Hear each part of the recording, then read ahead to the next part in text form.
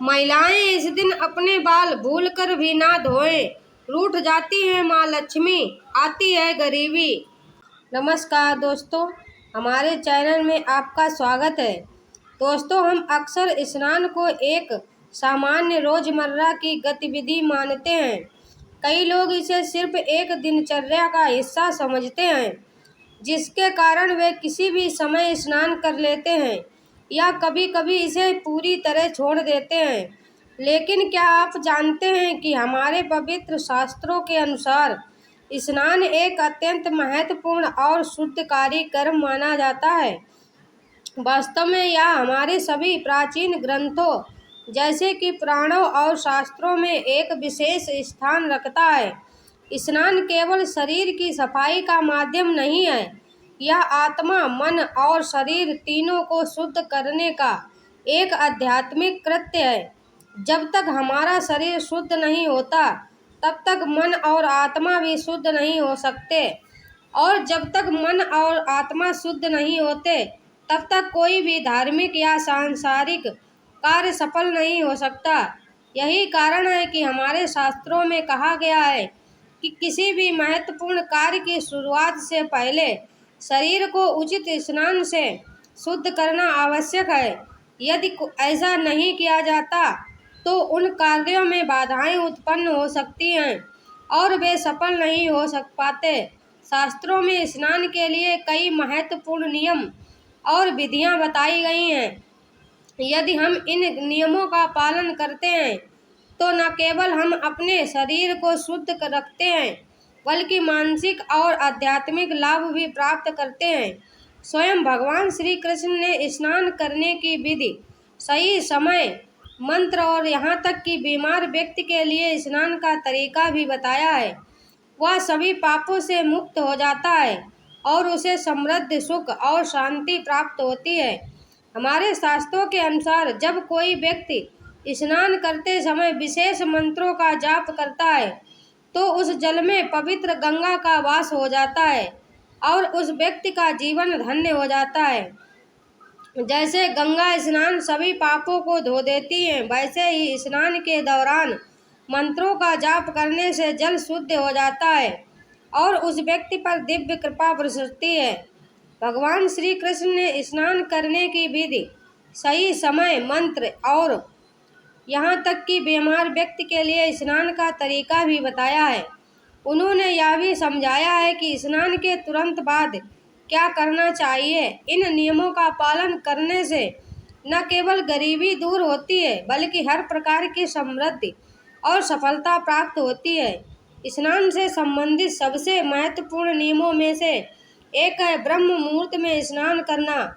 यह समय सभी आध्यात्मिक क्रियाओं के लिए सबसे शुभ माना जाता है।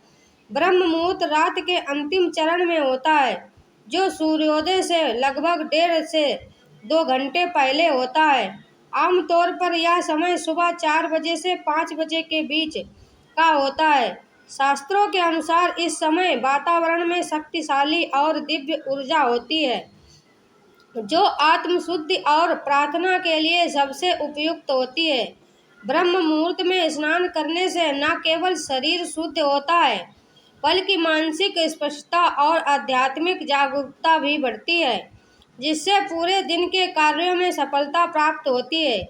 इसके विपरीत सुबह 8 बजे के बाद स्नान करने की अनुशंसा शास्त्रों में नहीं की गई है।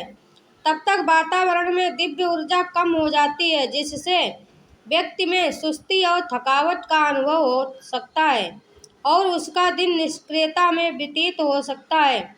इन दिनों बाल धोने से घर में दुर्भाग्य और अशांति आ सकती है।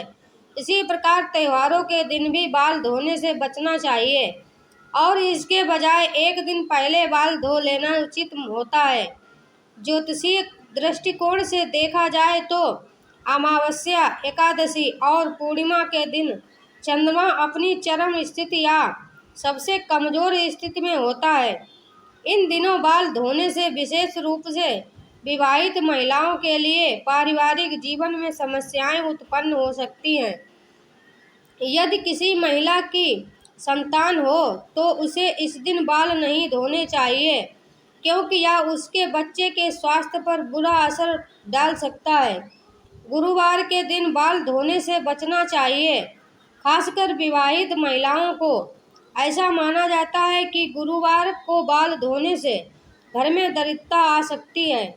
यदि किसी कारणवश गुरुवार को बाल धोने की आवश्यकता हो तो पानी में थोड़ी हल्दी या बेसन मिलाकर बाल धोने से नकारात्मक प्रभाव कम हो सकता है।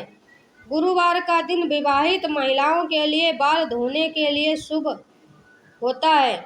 हालांकि जो महिलाएं पुत्र प्राप्ति की कामना करती हैं या जिनके पहले से पुत्र हैं, उन्हें इस दिन बाल धोने से बचना चाहिए। यदि आवश्यक हो तो बाल धोने से पहले थोड़ा दही बालों में लगाकर धोने से नुकसान कम हो सकता है। शनिवार का दिन बाल धोने के लिए अत्यंत अशुभ माना जाता है, क्योंकि इस दिन भगवान शनि की विशेष महत्व है। ऐसा माना जाता है कि शनिवार को बाल धोने से भगवान शनि का क्रोध आ सकता है, जिससे आर्थिक कठिनाइयां और पारिवारिक जीवन में समस्याएं उत्पन्न हो सकती हैं। यदि शनिवार को बाल धोना बहुत आवश्यक हो तो बाल धोने से पहले दूध का उपयोग बालों पर करने से नकारात्मक प्रभाव कम हो सकता है। इन नियमों के अलावा यह भी कहा जाता है कि शनिवार, मंगलवार और गुरुवार के दिन नाखून या बाल काटने से बचना चाहिए। हमारे शास्त्रों के अनुसार इन दिनों नाखून या बाल काटने से हमारे शरीर के चारों ओर मौजूद सूक्ष्म ऊर्जाओं में अवरोध उत्पन्न हो सकता है, जो हमारे स्वास्थ्य और मानसिक स्थिति को प्रभावित कर सकता है। साथ ही विवाहित महिलाओं के लिए उनके मांग सिंदूर लगाने की जगह का विशेष महत्व है। इसे गंगा स्थल कहा जाता है, जो पवित्रता और सौभाग्य का प्रतीक है। इसीलिए विवाहित महिलाओं को सलाह दी जाती है कि जब वे अपनी दैनिक पूजा करें तो हमेशा अपनी मांग में सिंदूर धारण करें। पुरुषों को भी प्रतिदिन स्नान करने और बाल धोने के बाद ही धार्मिक कार्यों में संलग्न होना चाहिए। तो दोस्तों, अब आप समझ गए होंगे कि स्नान केवल शरीर की सफाई का कार्य नहीं है, बल्कि यह आत्मा की शुद्धि और आध्यात्मिक उन्नति का माध्यम है। हमारे शास्त्रों में स्नान और व्यक्तिगत देखभाल को लेकर जो मार्गदर्शन दिया गया है, वह हमें न केवल शारीरिक बल्कि मानसिक और आत्मिक शुद्धता की ओर ले जाता है। हम आशा करते हैं कि यह जानकारी आपके लिए उपयोगी रही होगी। यदि आपको यह वीडियो ज्ञानवर्धक लगा हो तो कृपया इसे शेयर करें और हमारे चैनल को सब्सक्राइब कर लें। धन्यवाद।